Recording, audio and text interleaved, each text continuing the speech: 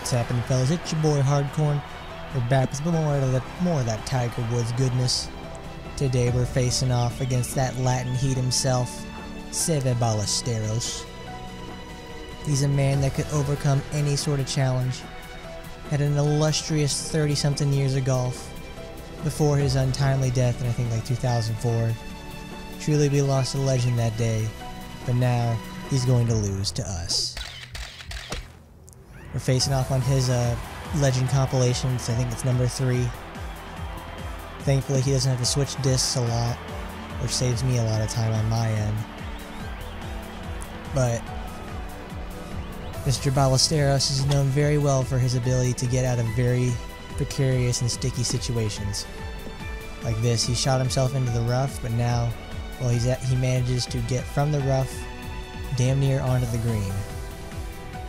And not only can he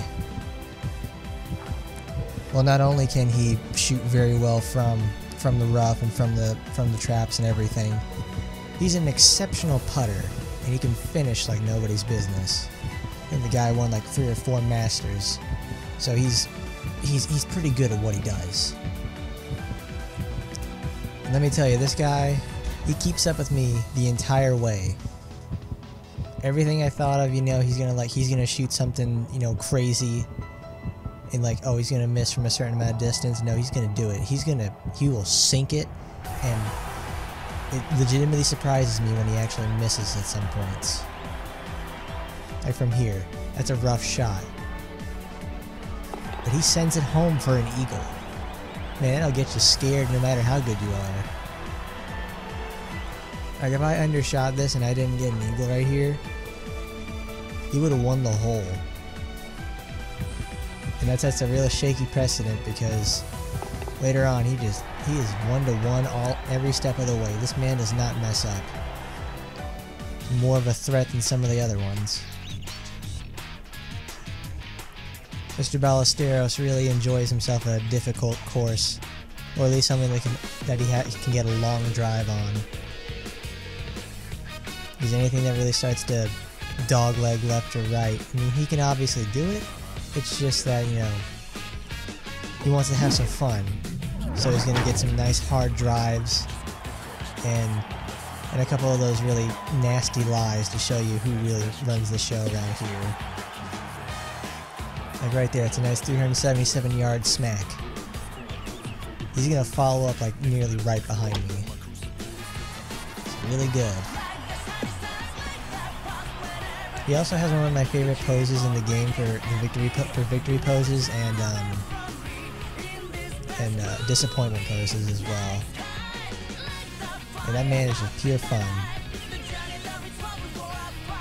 I could never understand his accent, but he is a character through and through. He's so fun. There was a nice interview that he had that they will have with his caddy that he had like in his later part of his career. And the caddy would talk about, you know, like he sent the caddy a letter detailing that he wants him to work with him for the next several seasons. And he's got a few rules. It's like, 1, it's my way or the highway, no matter what. That's really the most important one that I got out of it. Like, it's one thing to say it's my way or the highway and be bad, but then it's another to be good, something like that.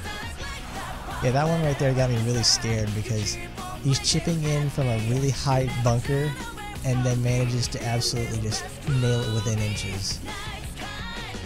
God, the first time I saw that in one of the people before him, that got me scared. I'm like, whoa, I might lose the hole. I might win slower.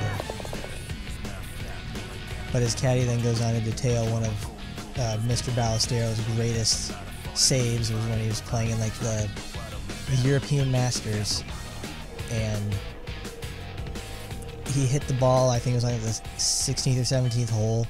He hit it way out there. He hit it like over the pool, off the distance somewhere. It should have been out of bounds, but they allowed it or something. And there's like a small little opening. It's about like 10 inches wide. and he's like, I'm gonna hit it through there. He's like, and then his caddy's all like, no man, no, you can't do that. That's way too small. You're not gonna make it. And he's like, no, I'll do it. I'm going to do it. Give me the club. And by God, the man goes and does it. He gets back, like, I think it's either barely on the rough or he got it on the fairway. And he made birdie or par with it. And during that hit, he hit it over the pool, over the trees, over the crowd of people. This man is insane. Insanely good. Like, when you actually go look at the stuff for these people, they are absolutely nuts. Well, at least Mr. Ballesteros is. He's a real player for sure. I really enjoy that he experiments with his golf. He's not afraid to take a bad lie and try to turn it into something really good. Obviously, he wants to, you know, make a good lie in general, so he doesn't have to do that. But it's these insane saves that really put him in the books as one of the greats, and also his incredible golf skill. And my goodness, this man will nail mile-long putts as well. He will nail one already on the first hole, and he had that nice save over there on the other one. Swear to God, this man invented Tiger Vision if Tiger Woods didn't already. He also had that wicked sick unibrow. They don't show it in the game because it doesn't show up very well on the textures for his face.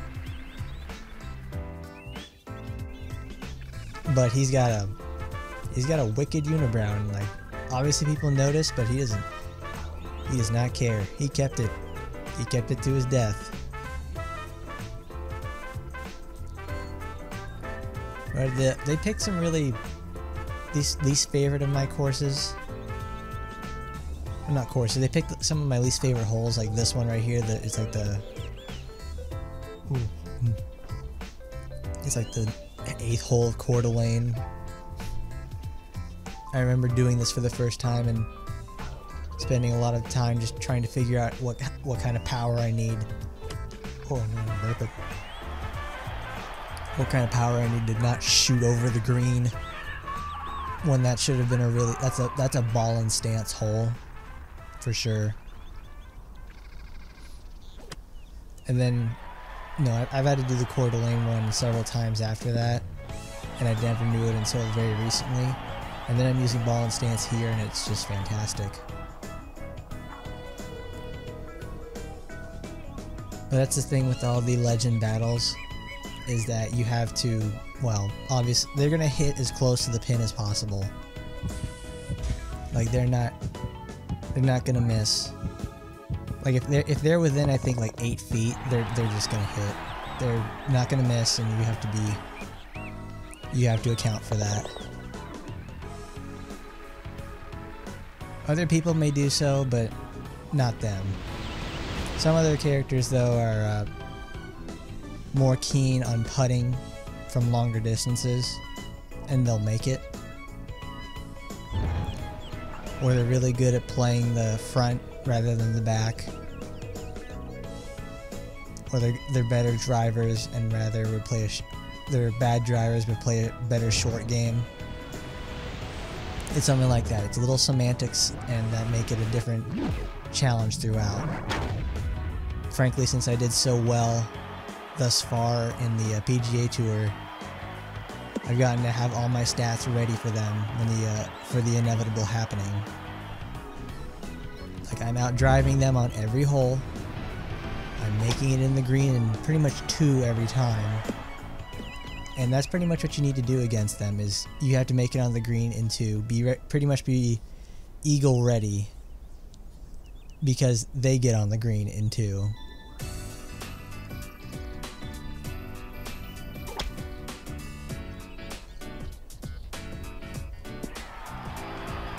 Like that, he's shooting on the green in 2. If I was gonna get on the green in 3, I would have lost the hole. That's the sort of level they want you to play at.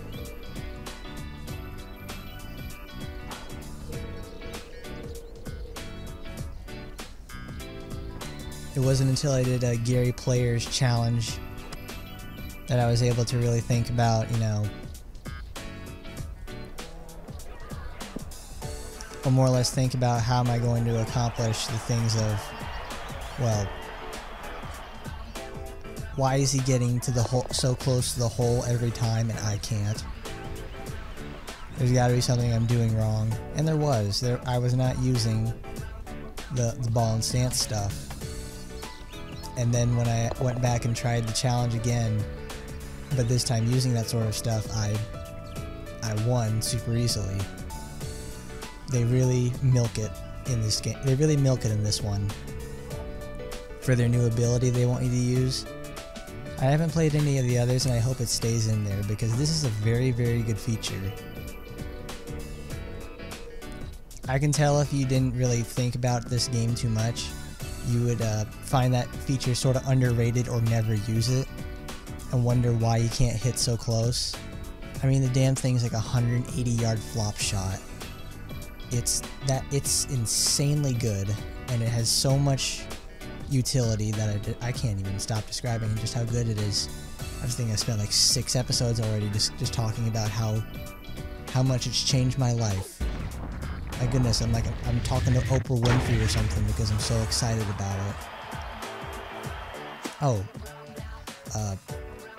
that's something I was thinking about too. In one of the earlier matches, there was birds flying around, and I was wondering, like, can I hit the birds?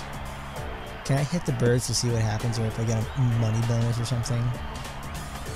It seems really rare to do so, but this is also like an earlier EA Sports title, so they probably had a lot more fun with it.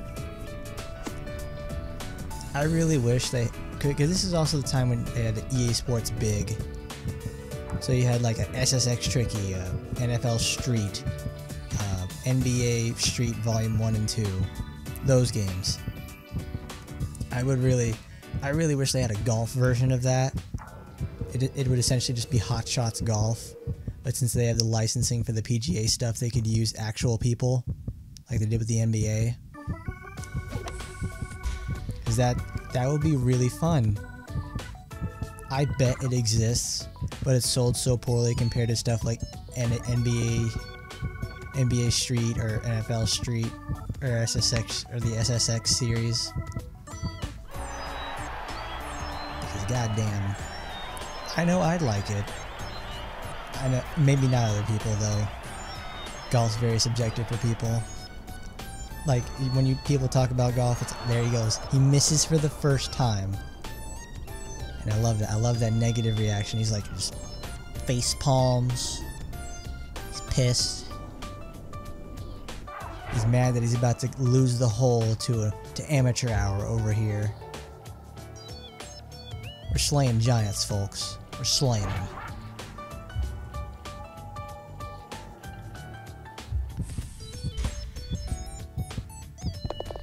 Smooth as ice. Keeping my cool through and through. And then we go back to Coeur d'Alene. I guess he really liked this hole or something. Not the hole. I guess he likes this course a lot because there's several of from this in there. Also, that's something to note too. They have really good looking water in this game. I'm honestly impressed. This is like 2004. The GameCube comes out in like 2001. So they're doing something right.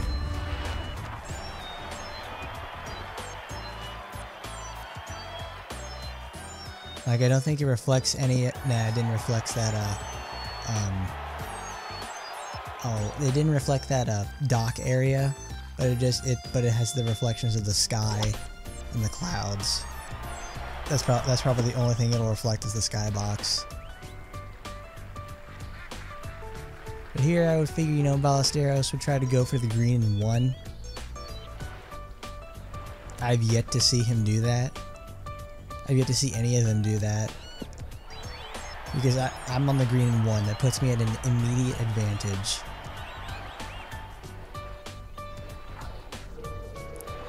Like an eagle right there. That's a win for me, right? That's a win for sure. There's no way he's going to come back from that.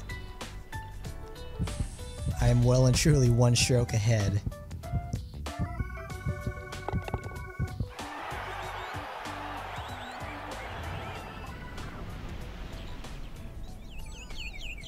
He makes the competition worthwhile.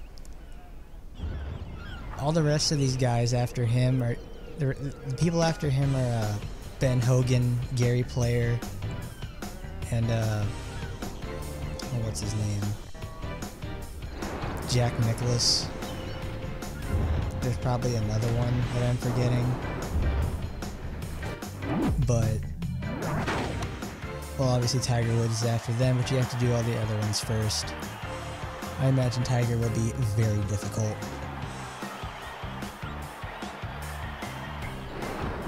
Like when Ballesteros missed that chip in from the bunker, Tiger won't, and he'll get ahead of me like that.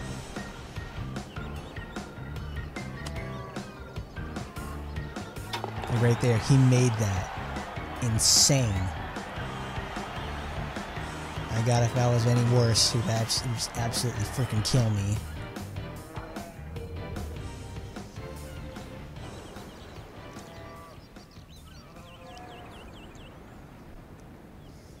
He'll never stop smiling. That man's smile never turned upside down. He's an absolute god. All the way from Spain, too. Don't see a lot of Spanish players. It's obviously a lot of Americans and Europeans.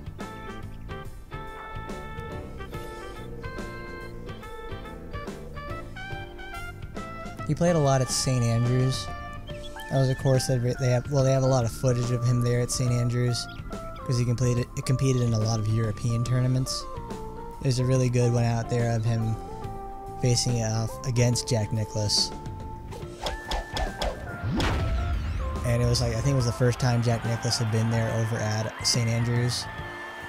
And obviously Ballesteros had been there many times before. And I think he won that one. It was a little exhibition match against Nicklaus, who was playing for the first time there. But Nicklaus was close. It was very tight, and you really got to see what the old style European courses look like. The classic links. That's what.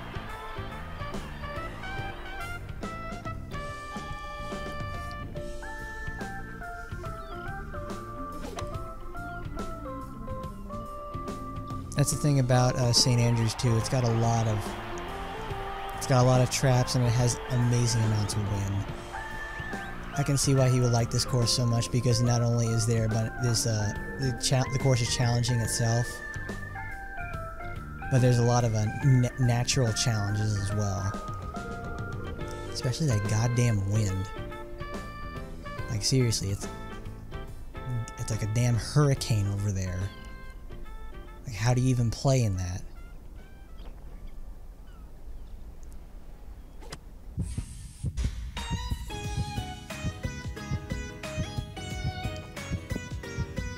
Like, when the wind's behind you, I don't need to actually put up any sort of any sort of power shot behind it, because when one of those shots is like, it has a 17-mile-an-hour wind behind it, and I don't put any power behind any sorts in it. And it makes it. Honestly, I thought he was going to make that, because he really should have. But frankly, I'm glad I can get this point,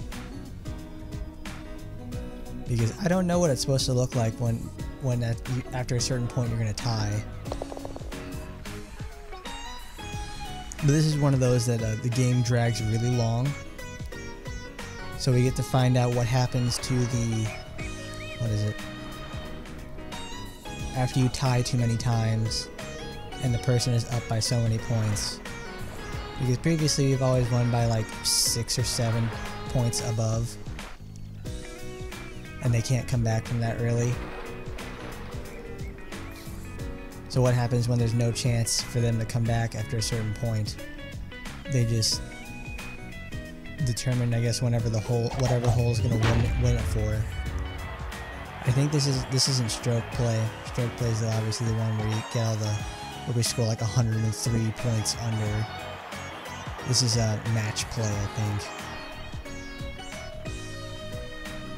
where you just try to win the hole by getting in first, and the strokes don't count.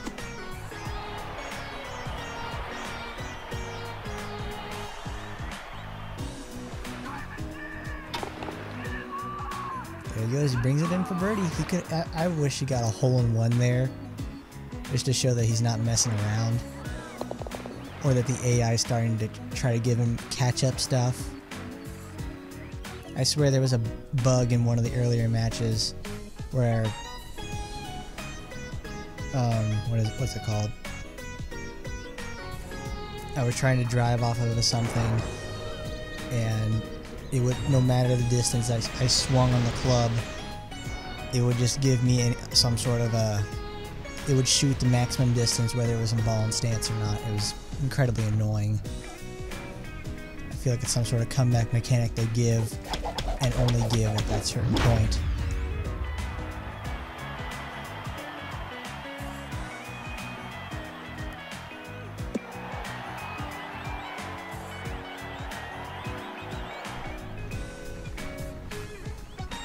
He's calm, cool, and collected.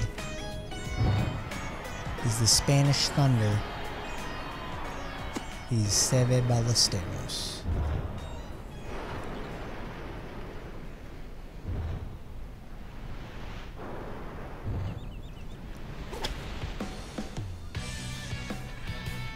God, that's good. God, that is incredible. That's an incredible shot.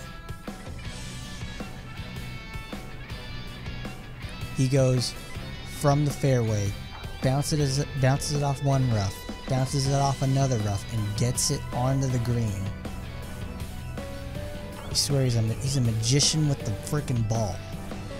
And I'm over here trying to, calculate it in my head how I'm supposed to do this, and he's just like, I just hit the ball. I just hit the ball and it goes where I want it to go. He's gonna give me that don't think, feel speech. It's like, you ain't Bruce Lee. You ain't G.A. Sadanaka. You're just a really good golfer that everyone should really look up to.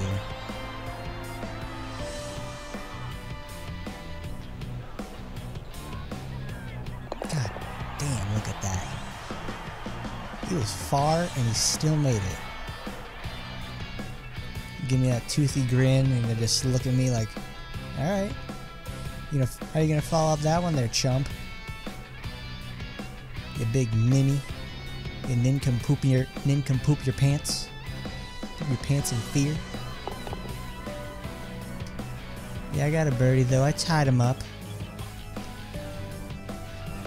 I ain't gonna make it easy for you, Ballesteros. I'm gonna fight you every step of the way. I earn every one of those points. And here's a really good example of St. Andrews being hard to tell where the fairways are. Like, I'm aiming over in a direction where I think the fairway is, but I don't have a clue.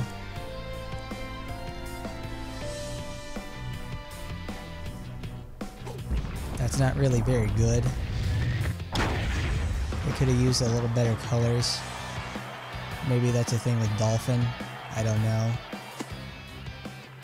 Like, apparently I'm in the rough, but that looks the same as a fairway grass in some other places.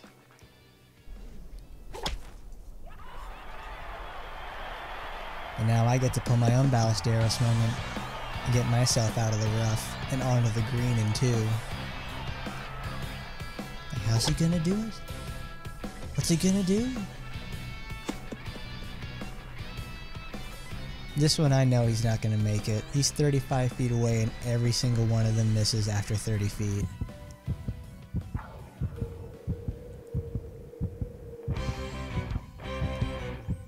He ain't doing poop.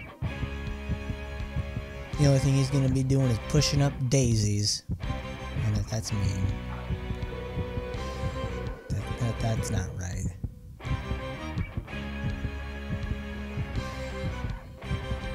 you go. Get the 2-iron out. Put it at 100%. Set up your ball and stance. Come on, Greg. You got this. I'll give it a once-over. That's right. Don't be messing around with him. You'll lose the hole if you don't.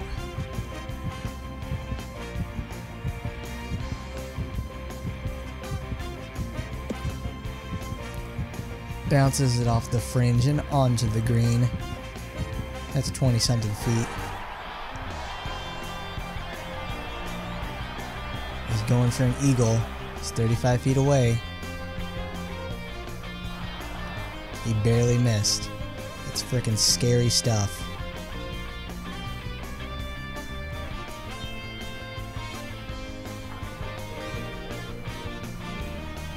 Thankfully, it's a very flat green.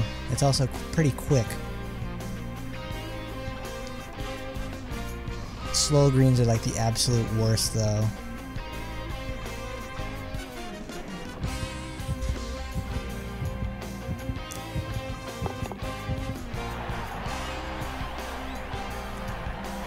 Like, slow greens are absolutely terrible for me because they have a much higher power requirement to get in the hole if you're not as close.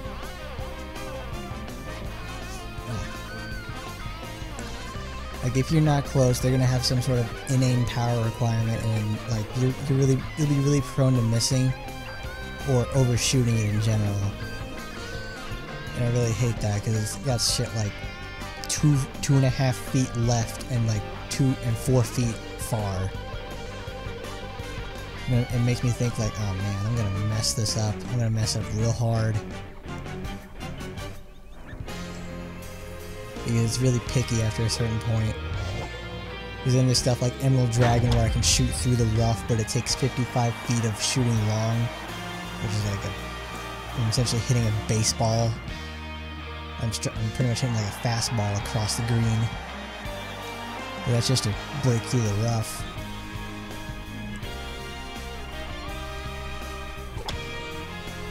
On this hole, I probably should have curved it around those trees so I didn't have to make any sort of like big power driver shots. Because you can obviously go from that first fairway, land on it at the very edge like he did, and then go to the green. Personally, I don't really understand why I need to keep smashing the hell out of the power shot.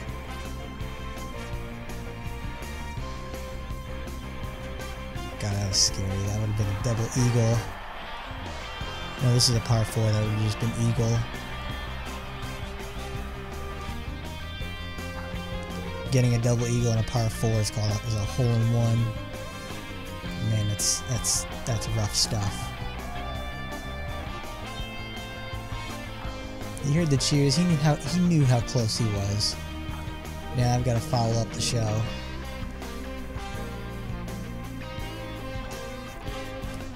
This one could have been very good for using a flop.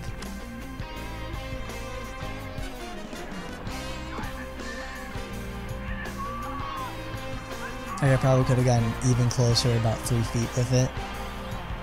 Because I think the wind was very mild. So I could have it would have been a just very nice flop in general. That's like, it was within flop range anyways. I digress though. I still won I still tied the hole with him. Though I guess when I do hit the ball closer to the hole, I can take much safer shots like that. Instead of having to, do a battle of power control with a much lower iron.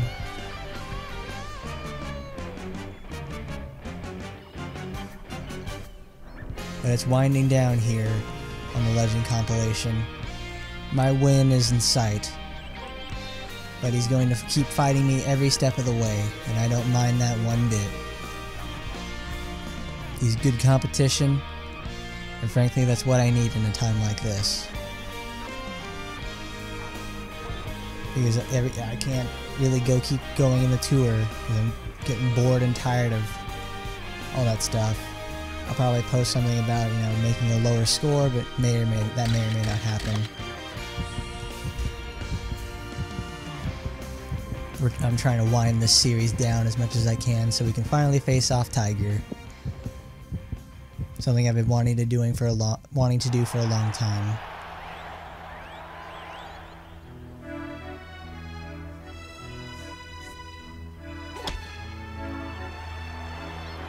And there he goes. He gets on the green and that's a good lie. 10 feet. Goodness gracious, he knows he's got something good right there.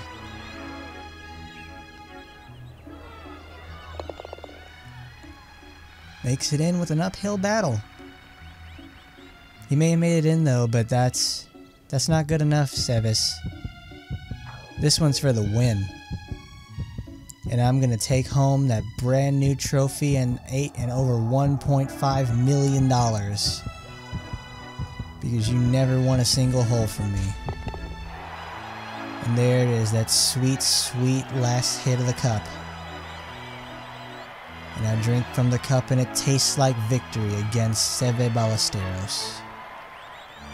A wonderful, tough battle. I won't forget you, Mr. Ballesteros. And I won't forget your money for sure. I get $800,000 from that.